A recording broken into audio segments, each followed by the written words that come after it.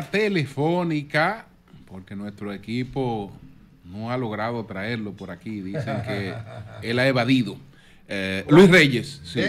Luis Reyes es director de presupuesto. Es un técnico de verdad. Y es un tremendo profesional. Uno de los cerebros económicos del señor. PLD. Tremendo economista. Luis, ¿cómo estás? Muy bien, muy bien. Un placer estar con ustedes. Un abrazo para cada uno. Igual, hermano, igual. Bueno, Luis, ¿qué sugieres hacer con el proyecto de modernización fiscal presentado por el gobierno que ya está en el Congreso? Bueno, la revisión más o menos exhaustiva que se ha hecho del proyecto de ley que ha presentado el gobierno y los contactos que hemos hecho, que yo he hecho en términos personal con los sectores productivos que son afectados por las medidas contempladas en este proyecto de ley, lo voy a sintetizar primero antes de darte respuesta sobre lo que pienso. Lo primero es lo siguiente.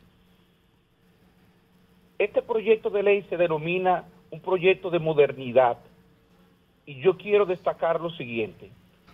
En este proyecto no se contempla temas que hoy día son fundamentales en cualquier reforma tributaria moderna, aspectos relativos a la economía verde, a la economía naranja, aspectos relativos a la evasión fiscal, aspectos relativos a la informalidad, aspectos relativos a otros temas que serían fundamentales.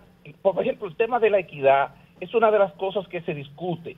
¿Cuáles son los instrumentos que debemos utilizar para confeccionar una buena reforma fiscal?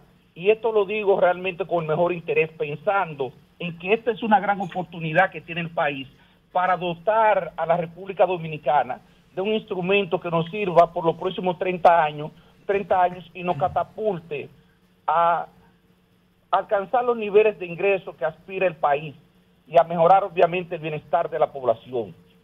Ese proyecto de ley de moderno no tiene nada, absolutamente nada. Eso es un proyecto con una visión fiscalista que tiene algunos elementos que son rescatables.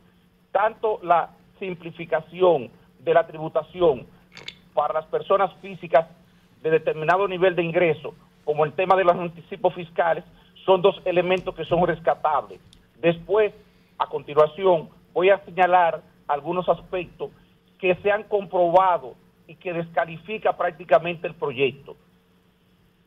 Cuando hemos hecho contacto con los sectores productivos, voy a citar dos casos. El caso, por ejemplo, del sector turismo. En el sector turismo, primero, este es uno de los sectores más dinámicos de la economía dominicana y el principal aportante en términos de divisa. Ahí no se hizo un análisis comparado con los países que son nuestros competidores en términos turísticos. Yo reto al gobierno que presente un estudio de un análisis comparado sobre los incentivos que otorgan los países del área que son nuestros competidores. Luis, escúchame. En el almuerzo que sostuvimos con el presidente y el ministro de Hacienda, presentó situaciones comparadas con cada uno de los países con los que competimos.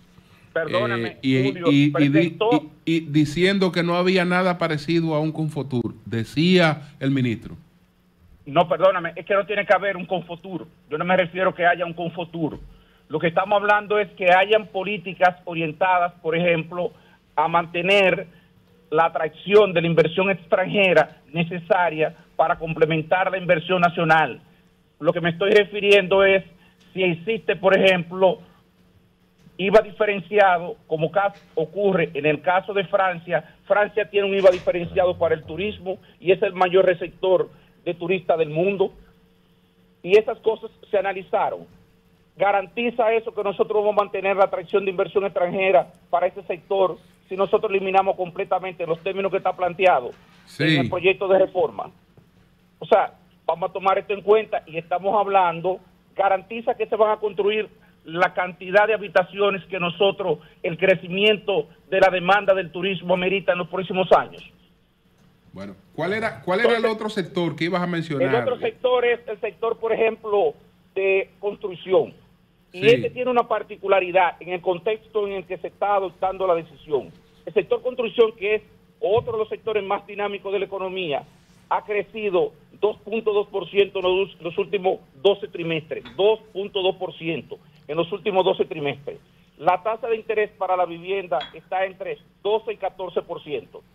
En este contexto, estamos destruyendo todo lo que tiene que ver con básicamente el principal instrumento que se está utilizando hoy día en el sector construcción, los fideicomisos.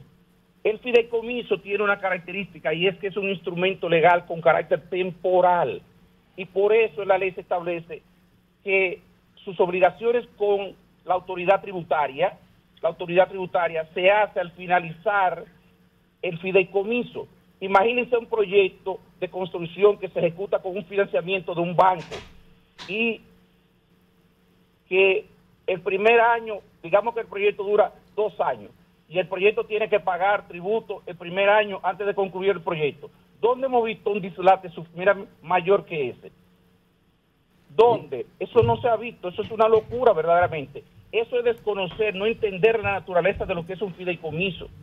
Y cito solamente esos dos sectores. Y en el caso de la zona franca, Luis, ¿qué piensas? En el caso de la zona franca es peor lo de la zona franca. Y ese otro que tampoco no hay ningún análisis comparado. Elimina el problema, él pone a tributar al operador de zona franca. Y entonces, todo lo que tenemos algún tipo de experiencia en materia económica, sabemos que hay 2 componentes fundamentales en el valor agregado de ese sector,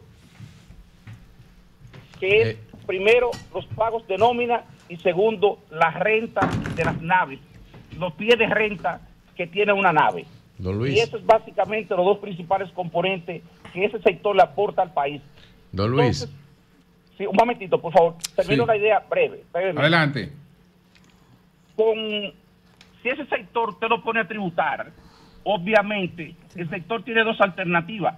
Si puede, va a asumir una parte de los costos y otra parte tendrá que transferirla al costo de la nave, de la renta de la nave. ¿En qué se traduce eso? En un problema, no solamente en términos de competitividad inmediata, sino que cómo será posible para hoy día, señores, esta información, tómenla en consideración. Los parques de zona franca tienen hoy día un nivel de ocupación equivalente al 98 y tanto %. Es decir, nosotros, todos los parques de zona franca que tenemos están ocupados y hay que hacer nuevos. Entonces, ¿cómo un nuevo va a competir con uno que ya tiene una situación donde el retorno prácticamente de la inversión? Incluso ayer hablaba con un empresario, uno de los empresarios más respetados del país, que me decía, yo tenía un proyecto de zona franca y yo obviamente esto lo paré, porque como yo compito de aquí en adelante. Ese es otro elemento que señala que esto, ahí hubo mucha improvisación.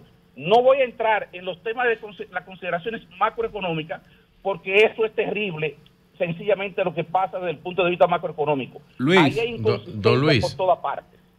Don Luis, entonces, dado su expertise, ampliamente conocido como economista, todos sabemos que necesitamos hacer esta reforma fiscal. ¿Algún planteamiento de dónde pueden venir los recursos? No es que el tema no es este planteamiento, los recursos pueden venir de varias fuentes, incluso de algunas de las que se utilizan ahí mismo. El problema es el cómo, y eso hay que sentarse a discutirlo. Lo que se sugiere aquí, más que nada, es, y esto creo que es el error de las autoridades, es que esto debió de ser parte de un concepto, de una concertación, de un trabajo y mucha carpintería que había que hacer previamente, señores. Sí, pero lo que yo digo, vamos a ayudar a los sectores y al gobierno. ¿Qué planteamiento tenemos? ¿Vamos a discutir lo que está diciendo? Perdón. Sí. Lo que quiero decir es que aquí hay mucha carpintería y mucha información que solamente incluso la dispone el gobierno. Uno puede contribuir con ideas y señalar, mira, hay estas inconsistencias. Por ejemplo, una inconsistencia.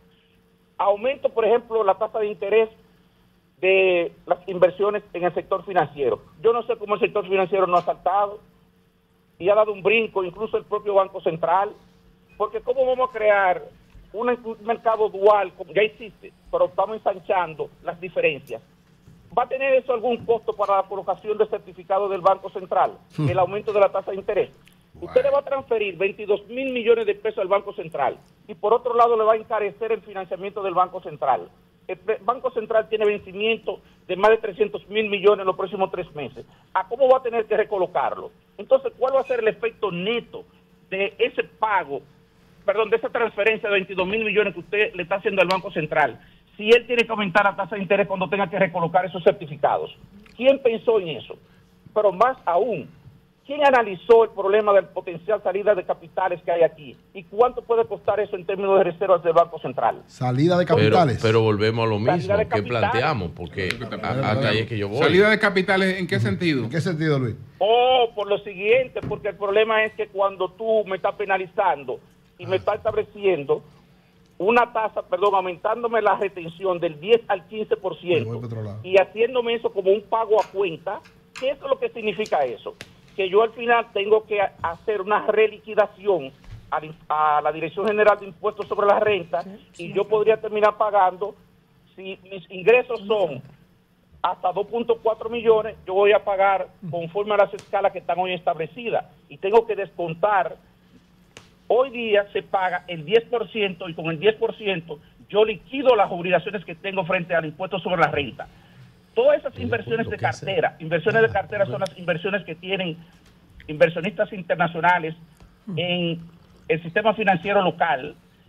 Si yo tengo que pagar, digamos, un 1% más, un 2% más, 1 o 2% más, como resultado del incremento de los impuestos, entonces yo... Bueno, se cortó. Vamos a restablecer esta comunicación. Muy interesante. Muy interesante lo que plantea don Luis, pero yo vuelvo y hago... Pero lo importante es que él no está, primero está planteando, él no está negando la necesidad de la reforma. Él lo que está planteando todos los han hecho el diálogo. Maestro, todos los han hecho. Ahora, yo no he escuchado, y que me disculpen, las propuestas así hacia la... Ok, pues se necesita la reforma, pero todo esto que se propuso está mal. ¿Qué vamos a hacer? Además, reconoce una cosa importante, que eso limita mucho la visión de la mayoría de los economistas. Puedo estar hasta de acuerdo. Escúchame. Él plantea algo importante. Eso limita mucho la visión de muchos economistas que están opinando. Él dice, es que hay muchas informaciones que solo el gobierno la tiene. Lo dijo. Es decir, hay informaciones ahí que solo el gobierno la tiene. Porque, ¿qué pasa? ¿Tú sabes cuál es la mejor reforma fiscal? La mejor reforma fiscal es la de un economista que no le toque hacerla. Claro. Porque se sabe cómo hacerla, pero como no le toca hacerla, no le toca aplicarla, él puede decir todo, porque nada de lo que él diga tiene consecuencia inmediata. Ahora, del que la está haciendo, sí tiene consecuencia inmediata. Tiene que saber lo que tiene que plantear. Luis, vamos a continuar en el orden de la conversación. Entonces yo decía, si usted va a recibir en lugar de República Dominicana, imagínese que usted recibiría, después de descontar la depreciación, una tasa de interés equivalente al 5%, y en Estados Unidos usted va a recibir lo mismo. ¿Qué usted va a preferir? Usted va a preferir sencillamente deslocalizar y hacer una inversión en Estados Unidos. Entonces, esos elementos tampoco se tomaron en consideración. Y yo le digo, nos hemos sentado con cada uno de los sectores productivos que han sido afectados. Hemos revisado una por una las disposiciones, ni hablar del problema de el impuesto a la propiedad inmobiliaria. Exacto, sobre el IPI, ¿qué tú piensas de eso? Es que el problema del impuesto a la propiedad inmobiliaria es muy sencillo, es elemental. Aquí hay un problema y es la concepción detrás de la reforma, que tampoco se ha hablado. Hablaba ahorita de la modernización, pero ahora el problema es la concepción. ¿Quién va a pagar el grueso de el potencial de recaudación que se plantea ahí? Señores, las mismas personas que hoy día estamos pagando, y eso es parte del problema. Eso es parte del problema que hay. Por eso esa resistencia de la población a pagar, porque es que somos los mismos, no hay ningún esfuerzo por incorporar, excepto el que dispone de que las personas que ganan más de 52,000 pesos van a tener que declarar. Pero eso no es suficiente, Ahí habría que hacer un estudio más profundo y ver qué disposiciones se pueden adoptar para incorporar otros contribuyentes. Entonces, ese problema es el que genera, y esto es un tema, Julio decía en el comentario que hacía en la mañana de hoy, que es verdad que los economistas no vamos a resolver este problema, y tiene absolutamente toda la razón, porque si hay algo que hemos destacado es que esto es un tema de economía política, y recordemos lo que es economía política. Economía política es la interacción que se da entre los sectores relevantes de la sociedad, llámese gremios empresariales, gremios profesionales, sindicatos, sociedad civil, con el poder político y la incidencia que tienen uno y otro en las decisiones de políticas públicas, en el diseño de las políticas públicas. Eso es realmente economía política. Por tanto, esto no es un tema solamente económico. Y si la persona que está diseñando la reforma tiene eso claro, pues siempre va a estar pensando que va a haber una reacción de alguno de esos sectores que va a entorpecer y va a dificultar la aprobación de la reforma. Y por tanto, hay que escucharlo. Uno debe de tratar de negociar previamente eso como forma de viabilizar la aprobación de la reforma que tanto necesitamos. Bueno, pues muchas gracias a Luis Reyes, es director general de presupuesto. No hay cátedra. Muy bien. Cátedra. No hay No, cátedra. una cátedra. Don Luis acaba de expresarlo. Brillante. No, pero es que No es sea que yo mezquino. pero yo no soy mezquino. Le tengo mucho Entonces, respeto a don Luis. Cambio fuera.